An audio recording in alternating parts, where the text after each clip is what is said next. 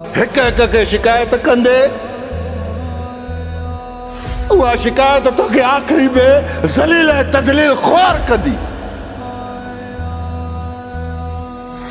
हिक ॻाल्हि यादि रखिजांइ, जेकॾहिं प्यार मोहबत में का जंग थी आहे या के इख़्तिलाफ़ थी आहे या का लड़ाई थी आहे, दरगुज़र करण जो सोचजांइ, उन में टाइम न लॻाइजांइ। जेकॾहिं टाइम लॻाई न त रब जो इज़त जो कसम धारिया माण्हू ईंदा जेके तव्हांखे जोड़ींदा,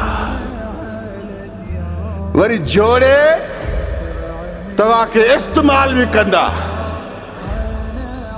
इन खां बहितर आहे जेकॾहिं तव्हांजा के इख़्तिलाफ़ थी वञनि त पंहिंजा मसइला पाण हल कयो। ॿारनि सां जेकॾहिं ॻाल्हि शेयर कंदो त पोइ यादि रखिजो ॿारिया तव्हांखे जोड़ण जे लाइ घणा रंग ॾेखारींदा, तव्हांखे जोड़े वेंदा, बाद में वरी तव्हां ॿिन्हिनि खे इहो ई इस्तेमालु कंदा। ख़ुदा जी इज़त जो कसम कंहिंजे चेहरनि ते चेहरा चढ़ियल आहिनि, तव्हांखे ख़बर न पवंदी।